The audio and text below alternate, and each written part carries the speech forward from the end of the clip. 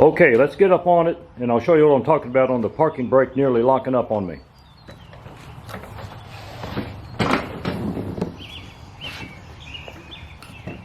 Well, if you've got a John Deere 1023 or 1025R, you know what I'm talking about. Parking brake is right here. And it got to the point where it was very difficult to operate. But it did take it about 3 years to get to that point.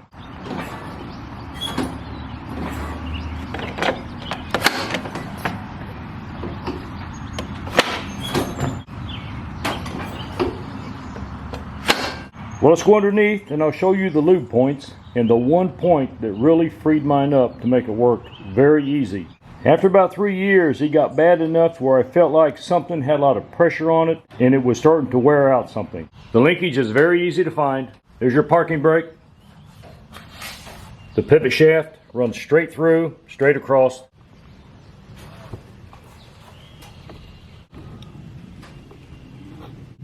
Here's the main pivot shaft connected directly to your pedal. Let's watch it in operation. Right now the brake is off. I just applied the brake. Coming off. Okay, now we'll take a deeper look at the lube points.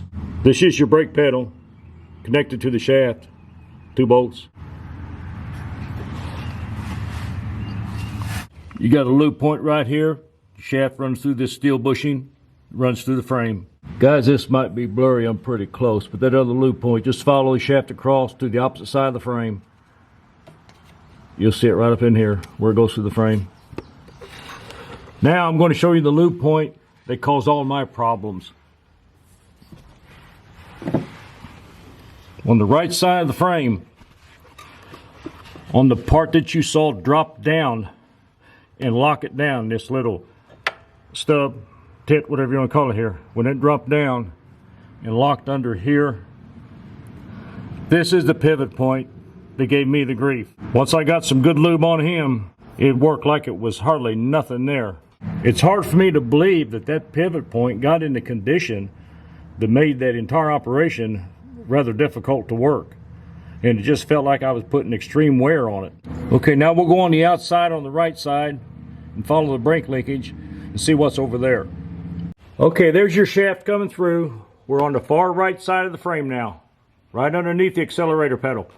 Here's the brake. Connected to this lever, we got a pretty healthy spring in there, and you can see it's on another pivot point. I'm going to get some lube on that guy right there on top. I did not do that last time. And stay with me. As soon as we get this little episode here done, I'll show you what kind of lubes John Deere recommends and what I think you can use as a reliable substitute. Okay, we got that rod coming down through here, and of course it's going to go straight back. There's where you make your adjustment on this turnbuckle, and here it is running on back, and then that applies your brake right there. Well, for what it's worth, there's a shot of the back end. Can't see as much here as you can from the front and underneath of it. Okay, we're set up. Let's watch this linkage here. Brake's off right now. Brakes on. Off. By the way, don't do what I'm doing unless you got your wheels blocked. Okay, well, first of all, John Deere, in the owner's manual, they recommend a dry lube. This is a dry lube.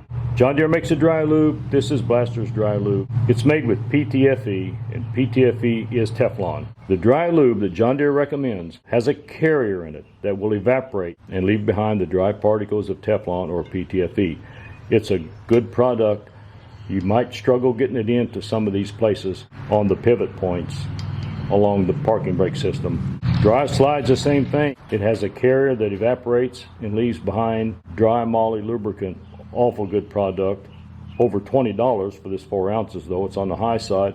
Nevertheless, an awesome product, but you're going to struggle getting it in the places it needs to go. WD-40, the gel lubricant, spray and stay. Can stay up to 1 year. I believe it. I use it on door hinges. This is good stuff, but you are going to attract dirt and dust with this product. It leaves behind the gel, and then the gel draws the dirt. I don't like that feature, at least in this application anyway, on the brake pivot points. Amsoil, excellent product. I'm out of the Amsoil MP metal protector. I'm also out of the Blaster. And I'm not going to use this and this is going to be too difficult to get into play. This is good stuff. It's similar to WD-40. It lubricates, frees rusted parts. It has similar properties to WD-40. Now, what I'm going to use is something I always have on hand, and I've had good luck with it.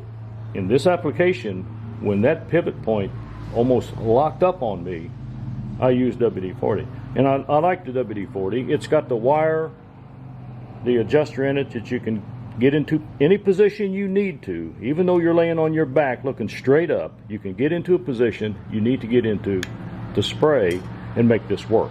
So it's kind of my go-to in a situation like this. It may not be 100% perfect lube for those applications, but it will work. And so far it has worked for over 6 months since I've sprayed that, and it still works very freely. I went for 3 years, maybe 3.5 years, before I did any lubrication on those pivot points. I really should not have waited that long. It just gives you an idea of what's out there and what's available. These 3 were probably bought at Lowe's. I order Amsoil once or twice a year. Dry Slide is an incredible product, and I'll show you in the future where nothing can replace this on certain applications.